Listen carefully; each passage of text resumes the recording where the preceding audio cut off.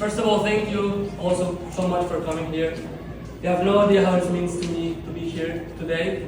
As you guys may not know, but I live in Portugal.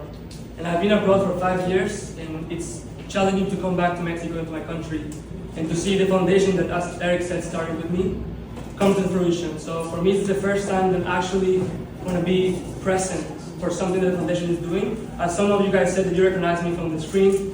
So now is my turn to see your beautiful faces here and just have a great time and share about this story that I care so deeply. But yeah, before I start on everything, I want you guys to bear with me for a second. If you guys can close your eyes just for a few seconds. I just want you guys to picture something in your mind while I give this talk and begin this whole journey. So just eyes closed for a second, and I want you guys to picture the moment in your life that you were challenged by something that looked so difficult to overcome. Could be sports, could be relationship, could be business, could be whatever. It could be something that's still challenging to you today. But just picture that in your mind as we go through this talk and I develop this whole journey of basically challenges and overcoming challenges. So now you can open your eyes. Today, like I said, my name is Mariano Fernandez, and I am the creator of this beautiful program called Monarch of Impact. It's a journey of growth, impact, and transformation. But more than that, I'm a proud ambassador of this beautiful organization and foundation. And yeah. But like Eric said, this has been such a journey. It's been almost 8 years in the making, since I was already in high school, going to Eric's and Lisa's backyard and watch their cars every Sunday and engage in casual mentoring session with them. My journey has had a lot of setbacks, mainly personal and challenging of being abroad. So like any other journey of people here, every journey starts with a challenge, and every story starts with a challenge, and mine is no different. I added this picture here because the first time that I had to face something bigger than myself, which is deciding to move abroad and being outside of my comfort zone for the first time in 17, 18 years. And not only was uncomfortable, it was in the other side of the world. I studied in Latvia, which for those of you who don't know, it's below Finland, close to Russia. So every time I wanted to go there, it was almost a 24 hours journey. And my first solo travel that I did was that one. So I had to go through Canada, it was COVID, I had to be in the airport for 6 hours, my flight got cancelled, a hell of a travel. But yet, it was the first time that I said goodbye to my mom in that airport, where we had no idea if I actually was going to come back or not. It was just a one-way ticket. We didn't know anything. I didn't know much about the culture either. I just wanted to be outside of my comfort zone and embrace the challenge. Because for something that I always believed is challenge yourself, and there's no way to grow in comfort. And this photo, you can see a chubby kid with a spoon in the mouth. It's me, and it was the first Christmas that I was abroad. So this was the photo that my family did that year. And since then, that tradition has moved on because I have not come yet for Christmas from my family. The last time I celebrated Christmas was in 2020. So obviously, they were having a blast together, and I was alone in Riga because when I arrived in Riga, there was COVID and there was lockdown. So I had no friends because they all flew back to their country. So it was my first Christmas alone abroad and in minus 20 degrees weather, which for someone from Cabo, it's quite a challenge. And yeah, this is the beginning of my story. It's a personal struggle, but something that I couldn't be any prouder to be sharing today. But this is something that I love, and through this presentation I'm going to give out quotes that relate to my story and they are very deep in my heart and they mean so much to me. And this is the first one because I share these stories with you guys not with sadness or regret or any negative emotion, but more with love and pride that I went through those things, because I believe that in order to love who you are, you cannot hate the experiences that shape you. And I'm sure that all of these beautiful people here that are older than us will tell you that. They're all going through challenges and they have all overcome those challenges. So there was a problem when I was abroad that I realized. I was afraid of failing. I was afraid of disappointing Eric, Lisa, my family, Martin. But I never shared that feeling with anyone because I thought that no one would understand my feeling. Because any 18-year-old will say, you don't know what you're talking about. This has never happened to anyone but me, which is not true, and it's why part of the MCI came about. So, but if I could go back to those times and give something of support and advice to that young Mariano of 18 years old, it would look like a lot like the MCI, the program that I created. Because always this question came to my mind, what if we had the guidance that we needed? Well, not only guidance from my parents, because when you're young, you tend to not listen. Although your mom will repeat to you all the time that she's always right, and she's always right. But what if someone was there to tell me, hey, I've been through that myself, and I actually listened? And that's what the MCI is, a place where you can listen, a place where you bring your tribe with you. Because what happened to me is that I was alone there, but I had all of these people looking up to me. I was always reminded that I'm loved and that they're proud of me and they're there to support me. But if I looked around, I hung on the phone and looked around, I saw no one but myself. So when I created this, it was a way to be there for everyone. Therefore, we meet every Sundays for a semester. Every Sunday we have a Zoom call to catch up with each other and to have serious conversations about life, stuff that I went through, and stuff that they've been through. And a little twist at the end with Charles' shirt later on. So that's how the MCI came about. That's how the MCI was created. But I wasn't just building a program. I was building the answer to a need.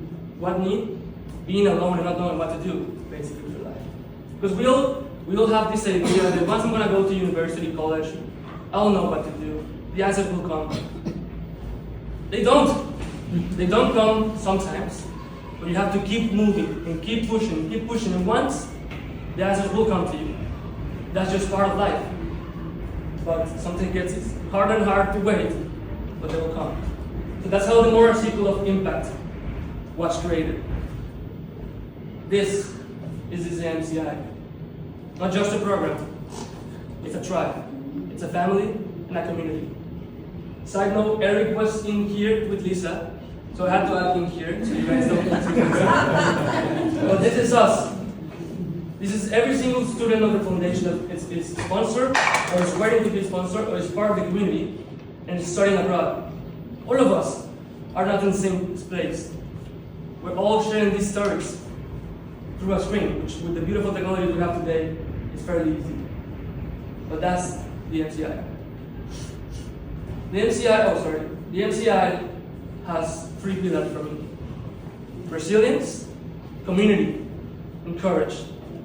The first pillar for me is resilience, which is something that I believe that if I hadn't had it in my life, I wouldn't be here today. I wouldn't have continued staying in Europe because it was hard being in Europe. Facing the COVID situation, because Latvia, I don't know if you guys know, but it's tiny. It's like Cabos, super tiny. So at one point it became the most contagious country in the world per capita of COVID. Therefore means a second lockdown in a country that I had no idea. I had my American vaccination card, which in Europe didn't work. So I had to send it to the government so I can get a QR code 1 month later after I arrived. So that meant no restaurants, no gym, barely even groceries. So, yeah, and then after that came the war. And it was even more scary because I had no idea about NATO. I had no idea about how this works, how the board is going to work. So yeah, it was scary. But it was the resilience mindset that was always embedded into my personality that it kept me through it. I was always scared. I never told my mom, but she would never let me stay there if I told her. But I kept moving forward. That's the first pillar of the MCI, probably the most important one. Because I believe that resilience It's the learning to get back up. Resilience is seeing the challenge, seeing that it's difficult, and still managing to put one foot in front of the other. No matter what, just one step at a time. That to me is resilience. Being able to understand that you might not be able to fix that problem today, but tomorrow, I'll try again. And tomorrow, I'll try again. Because growth happens when you're uncomfortable. If you're comfortable all your life, there's no reason to grow. There's no reason to move. Because everything is there to you. But once you reach discomfort, that's the beauty of life. When you grow. When you don't know how to solve the problems. When there's challenges, more the opportunities. That's when you grow. And that's when you learn. And that's the beauty of life. So in the MCI, and Samy will tell you, I've always reminded them about resilience. The first session that I had back in 2024, it was about resilience. And that's something that the MCI want ambassadors to know. Because we are all there for a reason. We all want something bigger than us. We want to make an impact. We don't have borders in anything, personal, country, anything. The world's our oyster. And we're there to achieve what we want. And without resilience, it's going to be a lot more difficult. So I always tell them that not to fear failure. Because once you fear failure, it's harder to understand that failure is a lesson in disguise. It's a blessing in disguise. Because, and any of these people that are very successful today here, they will tell you, to the young kids today, that they learn more from their mistakes than from the actual success.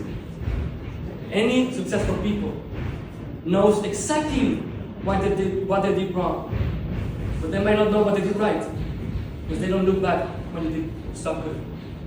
So that's the first pillar of the MCI, learning to get back up and push forward. And this is another quote that I wanted to share with you guys, is that I'd always rather to be the person who failed while trying than someone who failed to try. Because it is actually true, that happens. And you guys will see when you apply to university, you will see, you go to university, and you realize, oh, it's not as easy as high school. Should I quit? Or should I just continue moving forward? And that's what the MCI is all about. Pushing each other to always get back up and move forward. The second pillar is community. A very wise person once told me that it takes a tribe to raise a village. And he couldn't be any more right. Community isn't just about being together and saying, I support you. It's about growing together. Oh, sorry. It's about being there for one another. Because in the MCI and in the foundation, we win together, but we lose together as well. We're there for each other. What happens to me happens to you, and vice versa. So true growth happens when you're there to support and to learn from other people. The strength truly is in unity. Like, look at this group today. This is already a community. The MCI and the values of the MCI goes way beyond this Zoom call that I showed you. All of us here today, we're part of a community. Whether it's the first time or your 100th time, we're all a community. And if it wasn't for my community, I wouldn't be here today. Not a chance. I wouldn't be in Portugal doing my master's degree. Hell, I wouldn't even graduate from bachelor's in life if it wasn't my community. It was the people that pushed me to be the best, but tell me when I fail, it's okay to fail. Third pillar, which is also very important, is courage. I'm not talking about a hero courage of unbelievable strength and never giving up, but courage to be different. Courage to do something else. I don't know about all of the kids here, but when I was looking for university, all of my friends were doing the same path. They graduated high school and they wanted to go to the same place that everyone was going. Guadalajara, Mexico City, Monterrey, Querétaro. Which is not bad at all. It's okay to go and it's amazing opportunities. That just didn't feel right to me. I wanted something bigger and I wanted to look for it outside of Mexico. So it took courage to say to my friends, I even lied to them for a semester until I got accepted, that I was already accepted to university, that I was going to go. I told them I'm going to go with you. It's okay. Because I didn't want them to tell me that, oh, come with me, it's going to be more fun, it's going to be more comfortable, we're all together. No.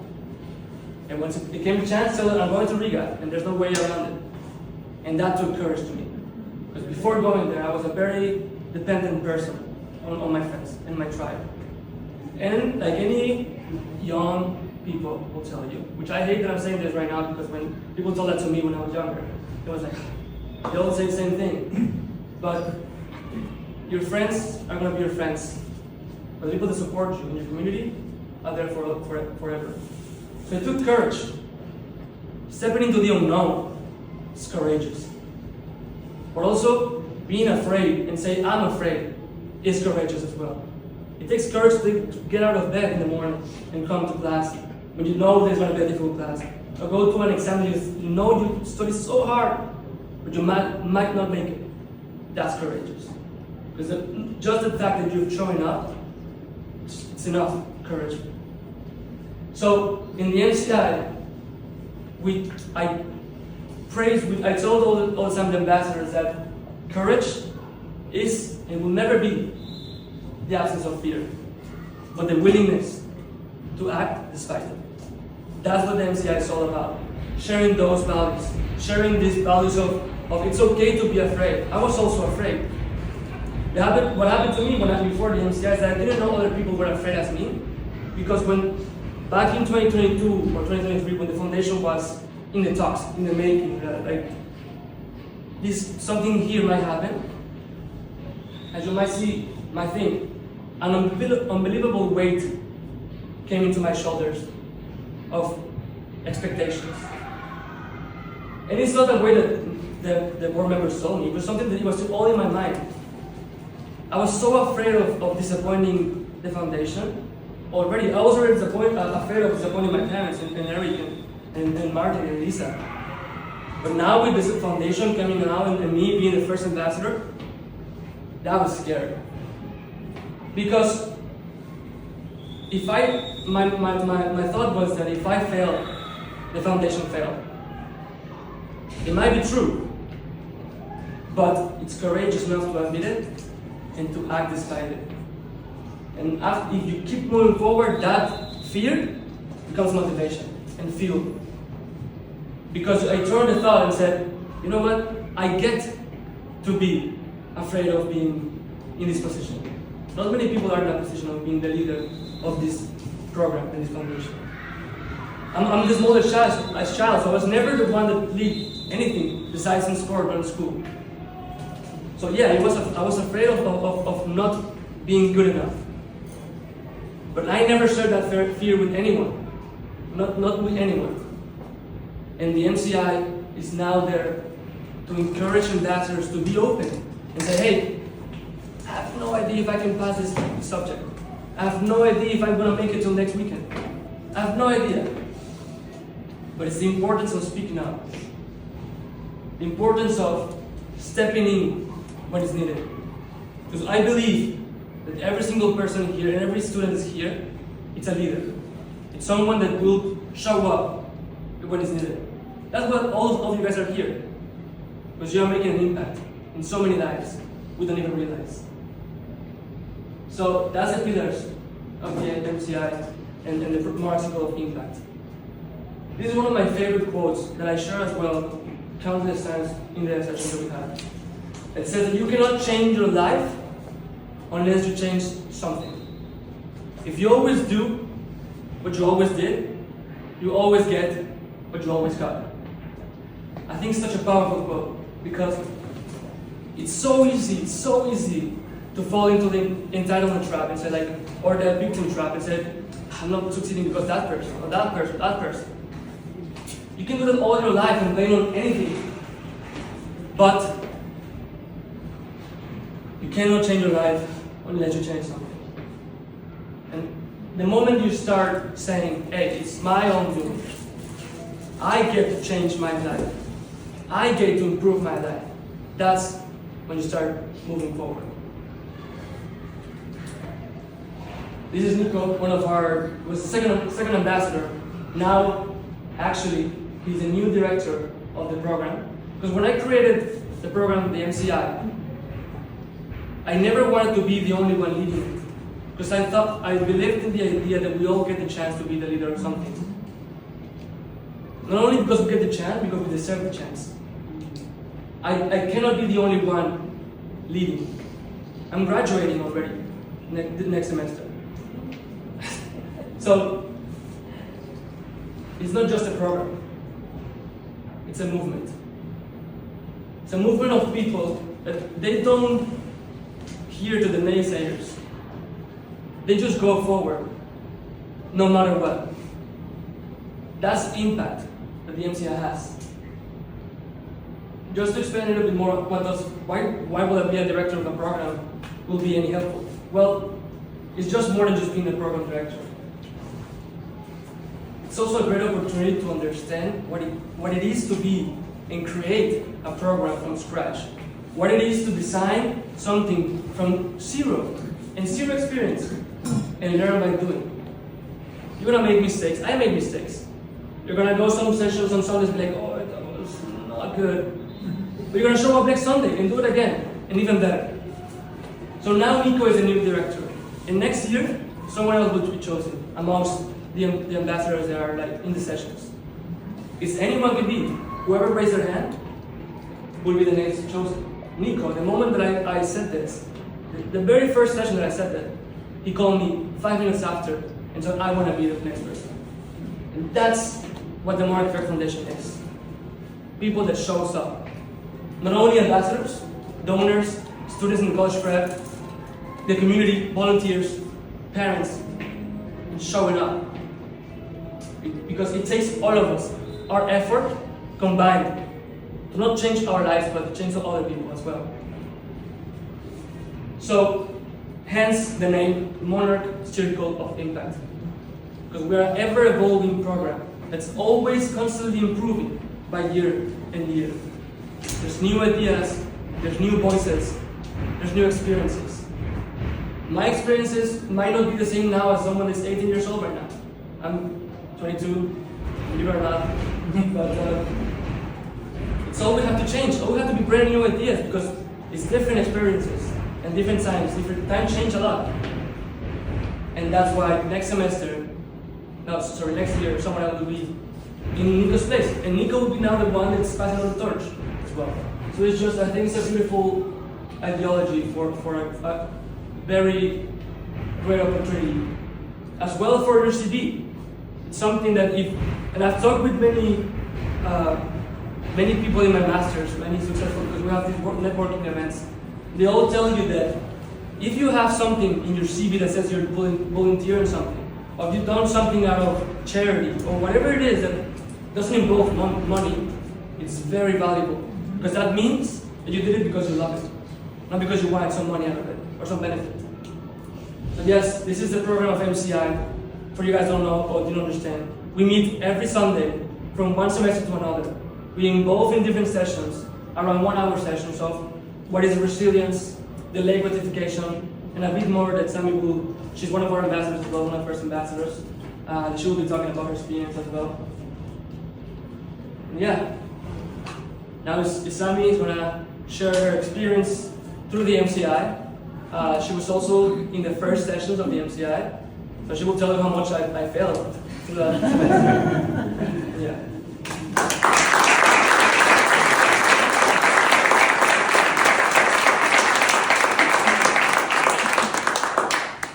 Okay, so when I first heard about the MCI, and I was friends with Mariano before they started, I was like, okay, so Mariano's gonna be teaching me lessons?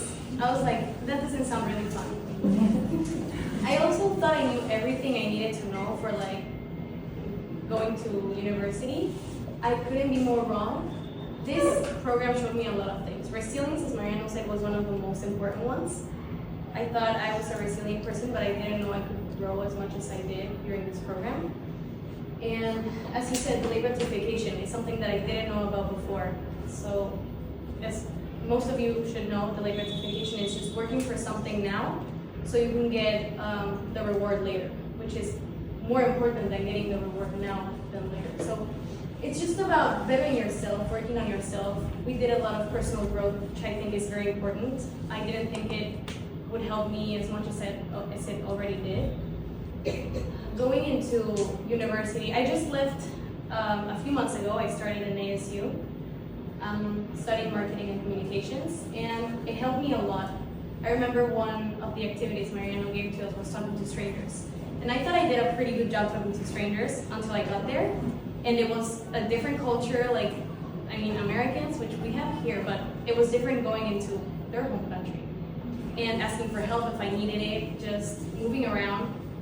My mom came with me the first few days, but we didn't have enough time to do everything. So I had to go to get my debit card by myself, researching which bank would be the best.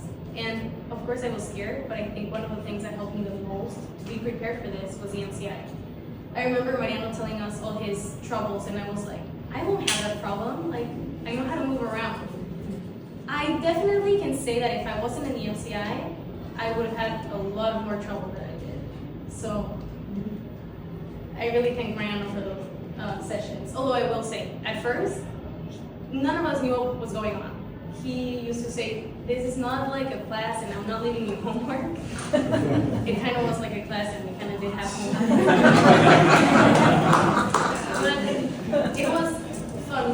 We were learning about ourselves, about each other, about the troubles that we all faced and how we all came through it. So also, one of the most important things that the MCI showed me was discipline. Going every Sunday into my computer and just joining. Doesn't matter if I went out the last night or if I didn't sleep, if I had plans, I had to be there. 8 a.m. by the way. Yeah, That's 8 also a.m. important to say. 8 a.m.? Yes, on some. Yeah, so it was early. But it definitely has given me discipline, and I really thank this program for it. So I would say, I mean, hopefully you all have the chance to try it and be there, because it'll be a great help for you.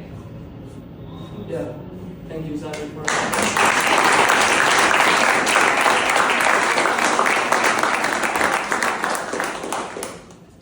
Yes, so that was Samy sharing her testimony about the MCI.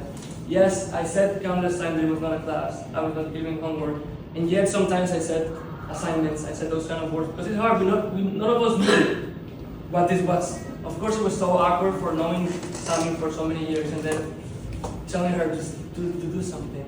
You know, to write me a paper on her biggest fears. Obviously it was super uncomfortable. But we got through it, you know. We act despite it. And then now it's natural. Now I can tell Samy to write any essay.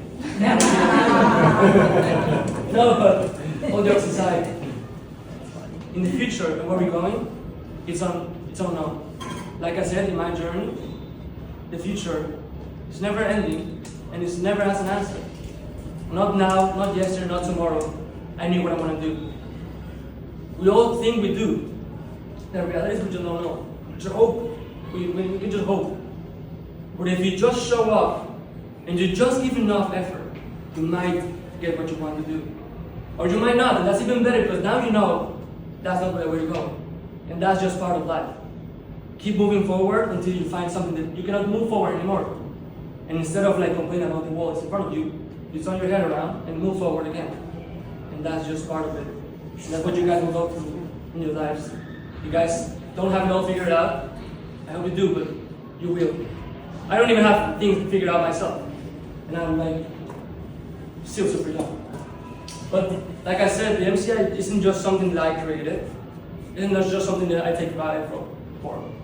It's something that we all here today are building together. Us being here, it's a huge impact for the MCI. All of these stories that will be heard from today, it's part of the MCI. Because you guys will be there sometime if you just keep moving forward. So the journey doesn't end here.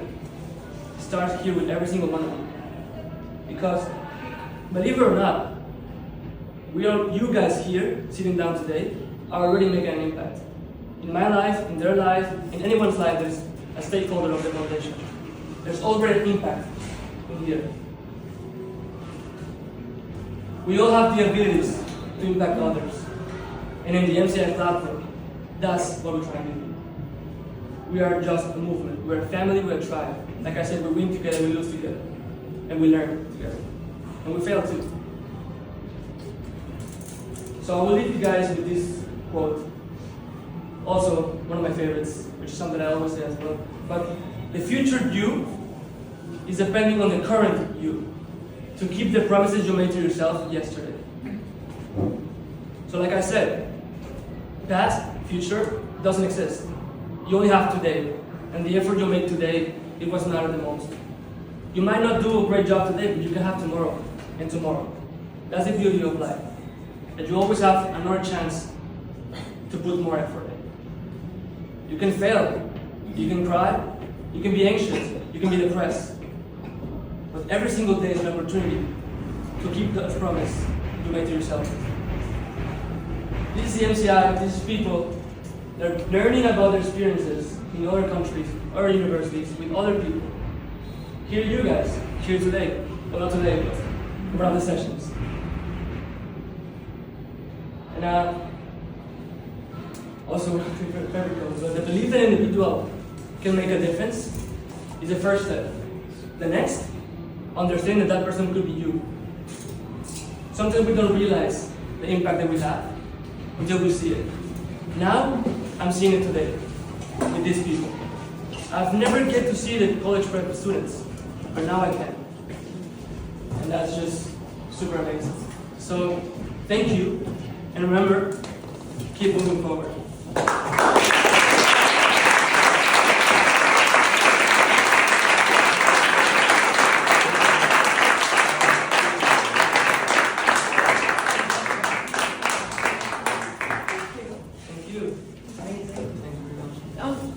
This is a one-shot opportunity, obviously, because we have him in person. So if anyone would like to ask any questions about his journey, about what he's doing at school, or at MCI, please. Well, I have a question with friends of high school. Right. Are you in touch with them? Or?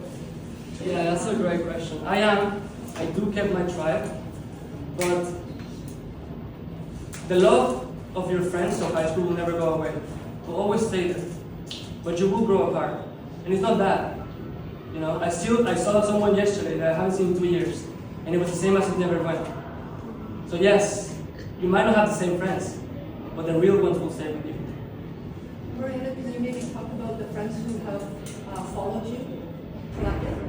Oh yeah, so when I went to Latvia, I went by myself. I actually went with my older brother. I think I forgot to mention that. And halfway through, he decided to go back because it was too difficult for him. But he's not here today.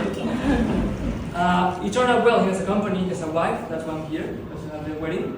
And yeah, but I did talk about my friends of high school actually. I told them that I was there and how much moving abroad and being uncomfortable meant to me. And they all moved with me. First, it was just one friend. They all dropped out from their own universities and decided to go themselves. Not with the foundation, with their parents, but they all followed me there because they saw the value on being uncomfortable. And they saw the change that I had for just 1 year being abroad. So now, there are actually around 5 friends of mine from high school that are there already. Wow. Yeah. That's amazing. And I realized after the 5th one that I could have asked the school for some money. Mariano, Leo Rodas, mucho gusto. Hola, hola. Primero, felicidades por la verdad que salió de un país no es fácil. La verdad vi tu foto ahí y me vi hace un par de años cuando me estaban diciendo lo mismo. ¿Cuál crees que fue la herramienta fundamental que más usaste a la hora de salir de tu país y enfrentarte al mundo? Yes, I'm going to answer in Spanish and then I'll say what he asked. He's asking me about what is the best tool that I use to stay outside of the country and being abroad. What's something that helped me the most? Yo diría que soy de resiliencia y todo, pero lo que más me ayudó fue el esperarme un día más. Eso fue algo que yo siempre me repetí. Había días que ya no podía, ya quería marcar a mi mamá, ya había visto vuelos, pero decía, ok, cerrar la computadora, mañana lo pienso. Y el día siguiente venía. Todavía me acuerdo cuando mi hermano se fue por primera vez, sentí un vacío en mi estómago que nunca había sentido. Y cuando fui a mi cama dije, wow, va a estar difícil. Pero dije, bueno, no voy a dormir y voy a esperar un día más. Y eso fue lo que me mantuvo 4 años después allá. So I said that the biggest thing that I used, of course, was resilience, courage, everything. But one tool that I used myself was just to hold one more day. Like I said, when my brother left, I felt like unbelievable empty in my stomach, like a hole. Something was taken from me. I was never going to tell my parents, and I'm never going to tell my brother either, because it was not his fault that he wanted to leave. But my only thing that kept me through it was just holding on one more day. Just one more day. There were days that I was so scared or so over it, and I was looking for flights to go back, and I said, no, okay, I can close the laptop, sleep it out, and see tomorrow. And just one more day just get me through 4 years. And now I don't see a way that I'm coming back. Of course I can come back, but now like, my life is been 4 years. So yeah. Any other question? See? Maybe it's not for you, maybe for your parents. How did they manage to Yes. overcome Yeah, that so you yeah. were not home anymore? Yeah. We got into drugs. Yeah. It was hard, of course. First of all, it was the house was empty. This is the last one. So, changed our life. We sold our restaurant and we put the foundation on. So, yeah, so we kept ourselves busy.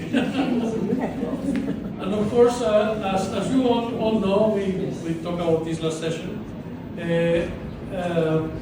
Being in touch with all the ambassadors, especially of course him, every week, every 2 weeks at the most, kept us close to their lives as well. And that empty space was an aspect, you know. We're lucky with this technology. When I was young, I went to Canada for a year, and I wait once a month for the phone call of 15 minutes because it was so expensive, so it's a huge difference now. Yeah, and I would just like to add to that the fact that they never told me to come back, they never, even though probably my mom was sad, especially during the war, it was very hard for them. Everyone was telling them to, why are you leaving your kid to be abroad with the war? It's gonna bomb like tomorrow.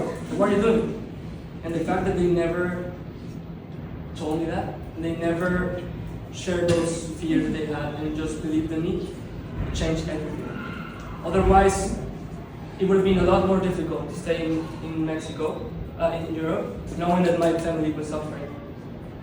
I hope they didn't suffer that much. Yeah. That took courage. Yeah, exactly. Yes. You're just 22, and this is a question from the old people in the room. What's the most traumatic, disappointing thing that's happened in your life? There are going to be 2 or 3 more Yes, in the next 50 years. How did you overcome the most traumatic thing that happened in your life? It's a great question. I will say that, of course, it's now we can't do this, but when the first one, the foundation first started, it came in the worst but the best moment of my life. I was through a relationship and a breakup of my relationship, and then the foundation came about. So I was already stressed about that situation that we all go through, 20, 80 years old. And then knowing that all of these people relied on me, and that it was all internal by myself. They never told me that you cannot fail. But that burden that I took upon myself, it was the biggest challenge that I had to overcome. And sometimes till this day, I still wonder, if I fail, what happens, you know? But now, like I said, I use that as motivation. And I said, I get to be stressed about this. I'm beyond happy to take that burden myself so that these kids don't take that burden. Yeah. Yes. I have two questions. Right. The first one is, how did you know that it was the right decision to move out? And the second one is, how did you get rid of the pressure of not letting everyone down? Yeah. So for the first question, to be truly honest, you never know if it's gonna work out. You never know. You might go and you might come back, but you should have to trust. And I knew because all the other options, they didn't like fit to me. I never saw myself in Guadalajara and Tesla, which is a great university, but I never saw myself there. And yeah, I never knew. To be honest, I only applied to one university, which is not what you have to do. But I only applied for one because I was like, is this it or nothing? So I'm just like that, like 0 to 100. It's either this or not. Also with the masters, I also applied for that. I knew I was gonna get into that masters, and I trust. And I got into it. Don't do that. No more options. Don't be like me, but yes. And the second question, what was the second question? How did you get rid of the pressure of the idea of letting everyone down? Oh, yes. I just knew that if I make sure that every day I'm doing one thing that is making me proud and that is making them proud, it's gonna be enough, because what happens with university is that we have a compounding effect. Every effort you make, as small as it is, it adds up to the final outcome. And yeah, the pressure, it might be there. It's always gonna be there. But just knowing that if you just make one more thing today that it gets you closer to that end goal, you'll be alright. Yes. Someone else? See? Yeah. Sorry. What would you consider one of the most difficult challenges that you faced over in Latvia? Right. I would say probably the difference of culture and the weather. There was many other things, but those are the ones that stand out the most because it's such a different culture. Like imagine going from Mexico that everyone says hello to you on the street and they open the door for you, or a place where the staff at the grocery store will yell at you if you're doing something wrong or you don't understand. When everything is a whole different language, nothing's in English, and they just get mad at you. And that was the biggest thing. Not because they're bad people, they just have different culture. At first I was like super mad. I opened the door for this person, they just walk like it's their own house. I was like, what's wrong with these people? But when I realized that it's not personal, they don't hate you in particular, they might hate their lives, but we don't know. So once you take that step back, it's good enough. In the weather, I mean, from this to minus 30 degrees, it was just insane. Yes. Yeah, Was there someone else? No, you can go first. Oh, okay, sorry. I'm just really curious, what languages can you speak? Unfortunately, I would love to say 5, but I only speak Spanish, English, and a little bit of Portuguese now. Okay, cool. The thing is that I went to Latvia and it was just a whole different thing, and it was very hard to learn it. So yeah, I'm learning now Portuguese. Mariano, what did you study in Riga and what's your master's on now that you're... Yeah, my master's in Riga was of business administration and entrepreneurship, and my master's degree is in management with our expertise of operation management. Great, thanks. What is your goal? You talk a little bit, but I mean, like, is there a specific goal where you want to combine all of this and career-wise? Like, do you Yeah. see a vision for yourself? I know you said you don't ever really know per se, but do you have kind of a vision of what it is that you want to be? But with the foundation or with myself? With yourself. With myself, Career. yeah. Career-wise, right now, I'm in a great university, and I'm going step by step because obviously it is hard to not know. It's the first time in my life that next year there's no school. Like next January there's nothing. It's just real life. I'll have 70, 80 years ahead of me. So, but I do plan to go into consulting probably, apply for internship and well, right now I'm doing a volunteer in Africa for the summer because my last time I'm gonna be a student. But after that I'm applying for graduate programs in Europe, all over Europe. Particularly not in Portugal because the salaries are very low, unfortunately. But yeah, I'm trying to go into consultancy, strategy, operative management, and at some point move up to the ladder. Yeah, basically. Yeah. How did you know what you wanted to study? To study. To be honest with you, I was kind of lucky. I always sort of knew what I wanted. I knew that I didn't like finance, and I knew that I didn't like data science. And from that, there's other, like you have engineering, I didn't like that either. Then you have architecture, I had no skills drawing, so I was like, not that. And then I came about business, and I saw this, and that's why also part of the reason why I went to that, because the program that I went to, it didn't exist in Mexico at the moment. Here we had only business administration, but in there they gave me a whole different insight of entrepreneurship and the science behind business. And I always liked that part of management. Like Eric will tell you, I always like to be in some role of leader, and the leadership roles are in management sometimes. So yeah, I just like that a lot. And also reading the study programs. That helped me a lot because I didn't know the name of the bachelors. I know what subjects I wanted. I just went through the universities and looked for all of the different programs, and whatever courses sound more fun to me. That's literally how I did it. Yeah. Anyone else? Yeah. Well, I don't know you, but I'm quite introvert. Yeah. So I have, well, in this situation, I think it's like not a big difference because even if you're extrovert or introvert, I think, well, it may be really difficult to move to another country and then meet new people. Yes. Because, yeah, maybe you can meet the really extrovert people, but like they are other kind of people with other culture. Yes. And other maybe language and stuff. So how did you like get into your circle? Right. Again, I was lucky that I've always been a very extroverted person, but even though it was actually kind of hard to make friends at the beginning, not because it's different culture, but because I was afraid. I think my biggest advice would be, I think Matthew McConaughey said that never be less impressed, more involved. So what happened to me is I saw this person, I saw like, oh, here's this Mexican kid, they don't want to be friends with me. It's like the weird kid. I'm not really weird, but like, I thought that's what I thought they thought of me. And once I just got involved and stopped thinking and just do it, you realize that people don't care as much for you as you think. No, they don't care as much about you. You know, it's not in a bad way, but you can go there and talk to them and they say like, no, I don't want to be friends. Okay, cool, and they'll forget about it. So yeah, and just try it, really. Someone else? Mariano, ¿qué sentiste cuando el avión despegó de México y no traía boleto de vuelta? Yeah, he just asked me how I felt when the plane took off and there was no flight ticket, like return ticket.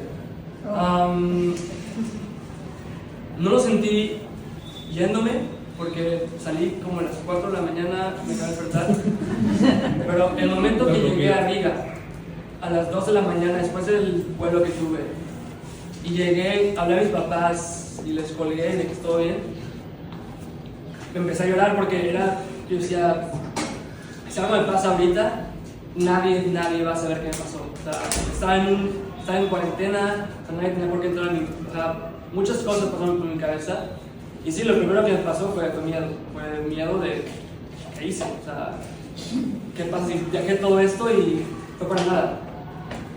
So I told him that I didn't feel it at the beginning of the flight because my flight was at 4 a.m.-ish. So I was like not fully aware of what's going on. But I thought that when I first arrived, I landed on Riga like at 2 a.m. No data. I only had an email of the dormitory that I had to go through to do quarantine. Had a picture of the address, nothing. I had to go outside of the airport, all dark, and just ask someone, here, please, here, and trust. And when I got to the quarantine place and I called my parents, like, I'm alive, I'm okay. After I hang up, that's when I felt the biggest fear of my life, maybe, because I was like, what I'm doing here in Latvia, like, what is this? Like no idea. Like, if I die like right now, no one will know because I was in lockdown, so no one should enter my room. So that's what the first thing that like I felt when I landed in Riga. ¿Sí? Sí, perdón, yeah, sorry. What's one time you failed and how did you overcome that?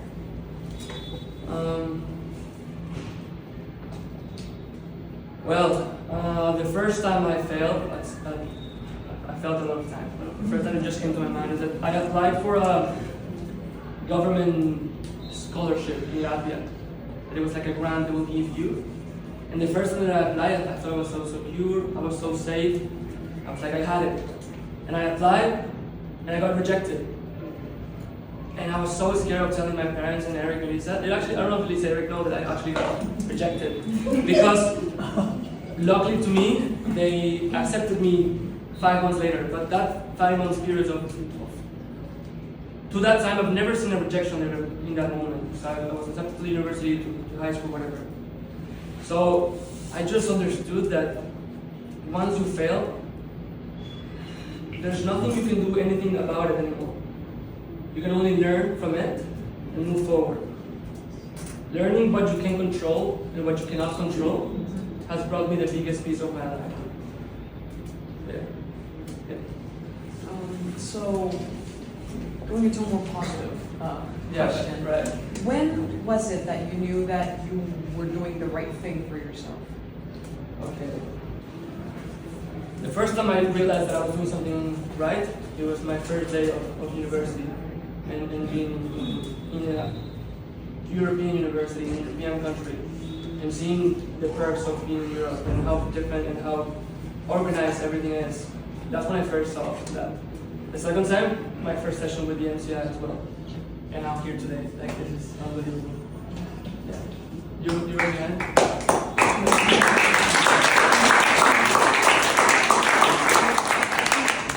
Okay, so in your own experience, how do you think are the opportunities in Europe for Mexican students? Oh, unlimited. You are your own limit in Europe.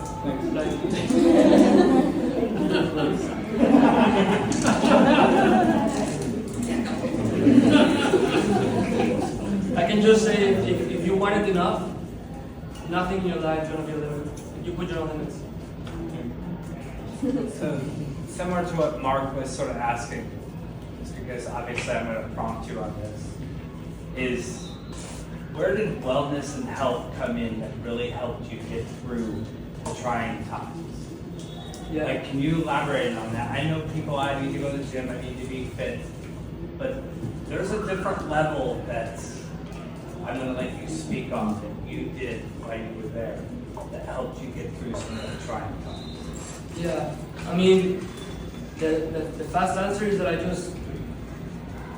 was like trying to get around every day, like to survive every day, stay there every day, so I just stayed longer in the gym, just be there. But in a more serious note, I've always been a very active person and a sports person. I always like played American football when I was younger, I played soccer, and then now I rock climb and I paddle. I've always been a very active.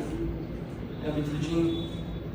But if I could summarize what fitness and wellness gave me is discipline, the importance of showing up. Because if you you can be as big as you want, as built as you want, but if you miss a consecutive amount of days, all that effort just goes to trash. You're gonna see in your body, you're gonna start getting fat, you're gonna notice more than anyone else. And yeah, I believe that fitness helped me a lot to also manage my stress levels through those difficult times. Because it is meditation, it is something that relieves your body, and just 1-2 hours of focus on something else, and exams, how cold it is, and whatever, yeah. And the last one, let me just say a little bit like where you're going in Africa and what you're doing. Right, yes. So, when I was doing my summer plannings and seeing what I want to do for the last summer as a student, I was looking for internships, obvious answer, but I wanted to do something more impactful my last summer as a student. So one of my best friends in Portugal right now told me, hey, I'm going to Zanzibar, which is in Tanzania, it's a little island, and I want to do this volunteering for kids. I'm going to teach them English, sports, math, mathematics. He said like, I'm over this internship. I don't want to spend 9 to 7 in London like on my summer, not do anything for last time. I'm gonna do that afterwards. And I was like, you know what? That's the best thing I ever heard in my life. So I always wanted to do something like that. But since I was with the foundation, I felt like I never had the chance because I always had to do something even better and better and better and better, like having the best CV. And yeah, I'm going to Zanzibar from the 10th of June to the 10th of July.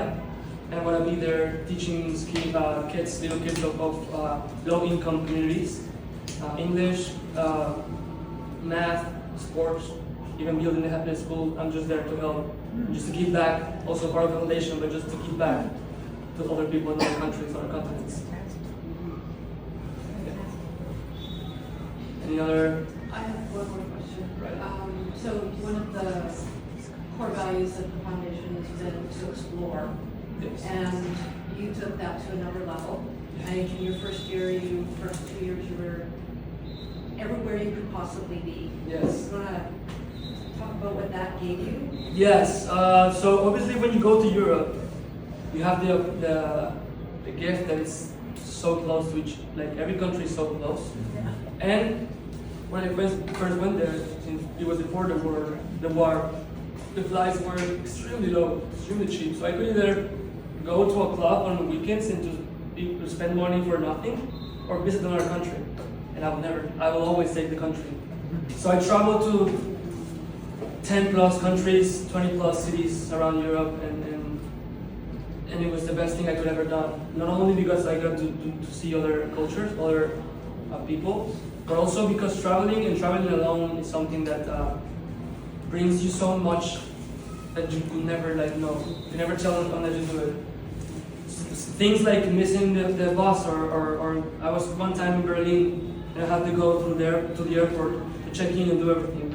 And in Berlin, the airport and the city have the same name. So when I went to the lady in the desk, I was like, oh, I want here. I want to go to this place. I don't remember the name. It's a German, very big, but she was okay. Yeah. Boom, stand by, whatever. And when I went to and I checked on Google Maps when I got off the train, I was like, okay, where is this? And I looked and I was 3 hours away from where I was. I actually went to the other city in Germany. So just knowing what to do and how to react super fast and what to do, because I was gonna miss my other flight, because that was my first flight of my trip. And I was gonna go from there to Milan, to Croatia, to Malta, whatever. So if I missed that one, I missed everything else. So I was just staying 2 days in each city.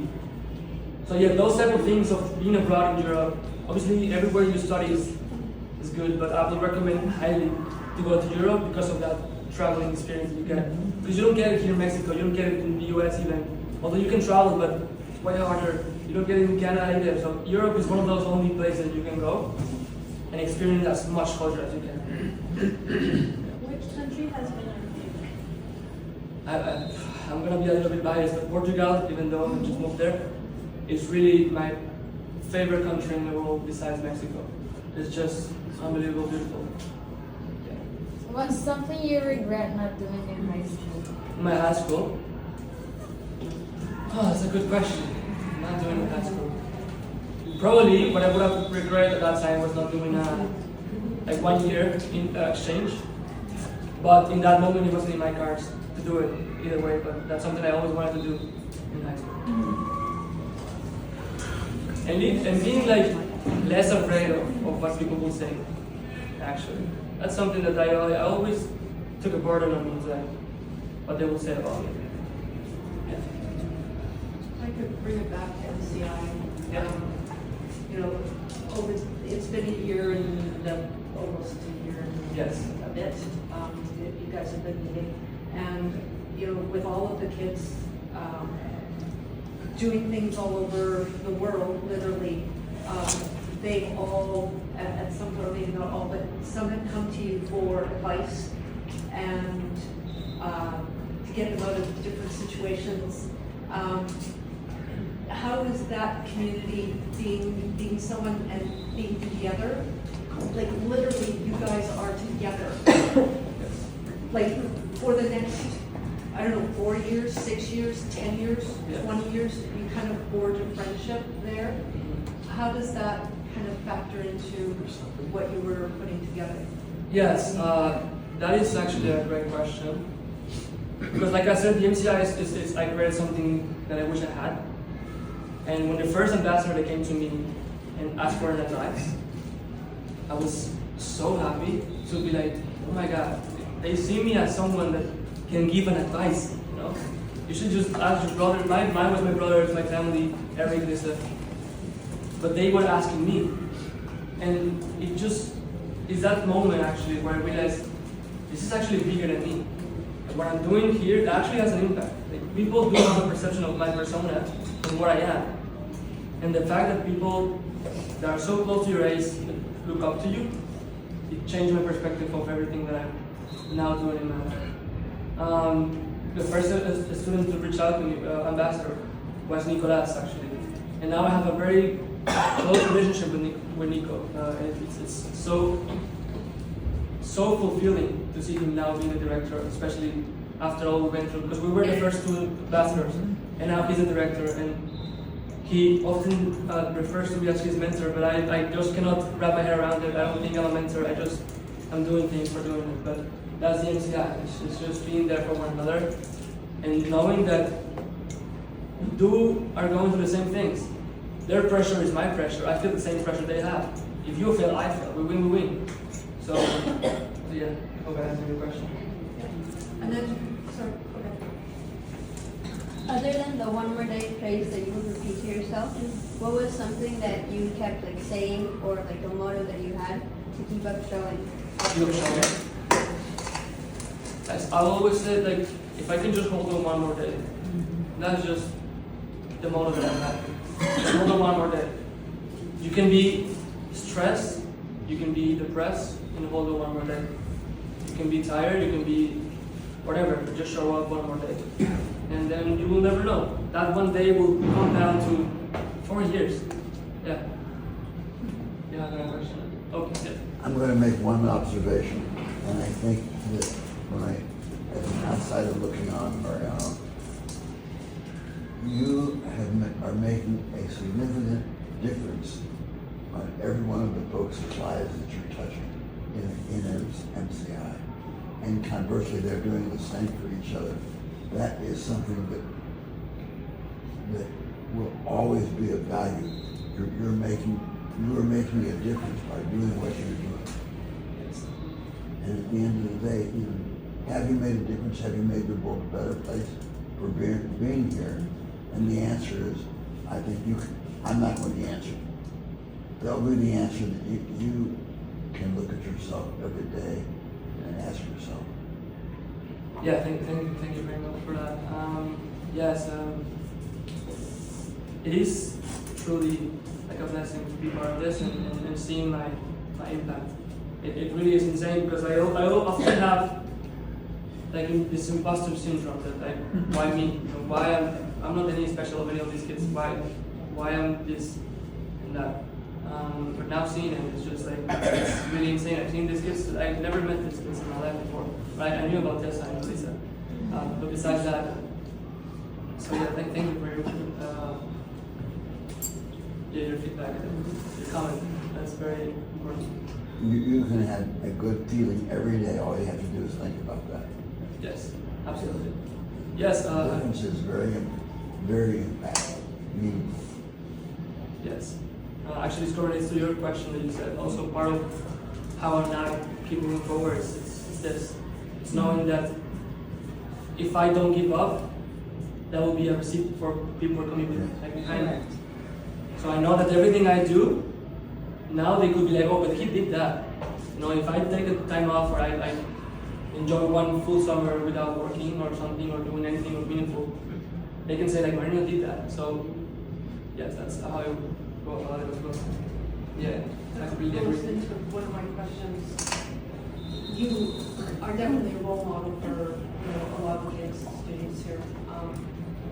Who do you hold as role models, and what do you look for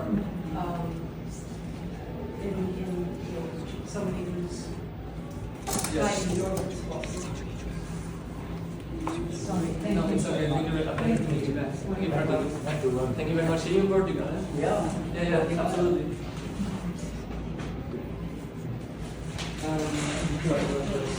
Who's my role model? Yes. It's hard because I have a few role models, a few persons that I look up to. They're all here today, of course. Besides one, which is Arturo, my older brother. But it's my brother Andres in the back, over there.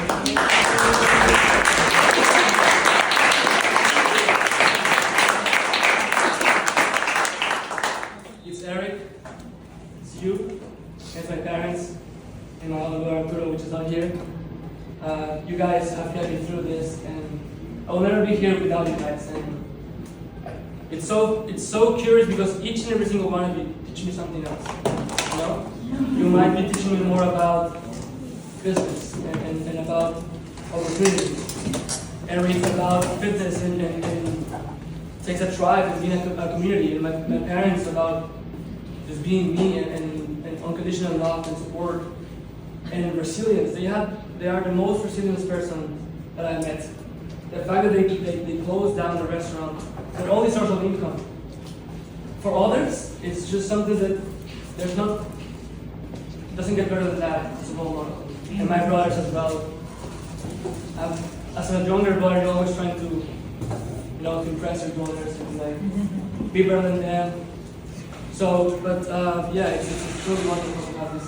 So many role models, so many people to talk to. Any other questions? I think we got it covered. Okay. So for college prep students, this was really an amazing opportunity to bring Mariano here and speak to you. So just that you can get an idea of where you're going. College prep is, for some of you, just for 1 year. Some of it will be the second year, and the second year will be different, I promise you, and will be really quite amazing. For those who graduate and who go into university and who are thinking, MCI and the rest of the Monarch team would be, the place that they want to go to, because it will continue to give you support. It will, continue to develop your tribe. Then, we'd love to see you progress into this. We wanted you to understand that where you are right now is just the beginning. It's just like the first step, and the foundation, as we keep saying, it's a community, it's a tribe. We're here for the long haul, right? We expect to see every one of our kids graduate and go on to great careers and literally change the world. The thing that we say to every one of our kids, but Mariano's probably heard it the most, is we just want you to be an amazing human being, and that's all the expectation is. And he is, obviously, you can see that.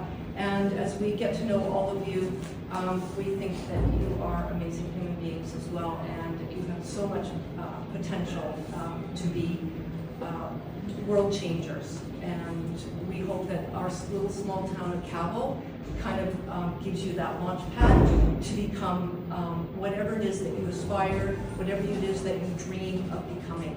And this is kind of the place that we launch you from. I want to thank Mariano, of course, Samy. I'm sorry, I didn't ask if anyone had any questions for Samy. I just always think of you as just being here. Sorry. Did anyone have questions for Samy? Actually, yes. I'm kind of interested in ASU, and what's been your experience in ASU? Well, I just got there, so yeah, just in January. At first, I was kind of scared because it's a really huge school, so I never see the same person twice. Yeah, it's been really fun. I've gotten to know a lot of people, a lot of internationals. I've also known a lot of Mexicans because Arizona. Yeah, so it's been pretty cool. I mean, I'm having a lot of fun. It's challenging sometimes, but yeah, I would just I don't know, it's really different. I'm really enjoying it. What are you studying? Marketing and communications. Oh. Yeah. Cool, thank you. Sorry. Any other questions at all? Okay. So we're gonna go to Mercado, so if any of the kids would like to join and just have dinner, casual conversation with Mariano, you're welcome to join us. And we will make sure that kids get home. Promise. And I just thank all of you for coming. It's really amazing to see, you know, I get to see the kids, you know, almost every week, and then see the parents come. This is really it's gratifying to know that we are building, our community just keeps growing and growing and growing, and next year I expect to double the size of the room. It'll be really interesting.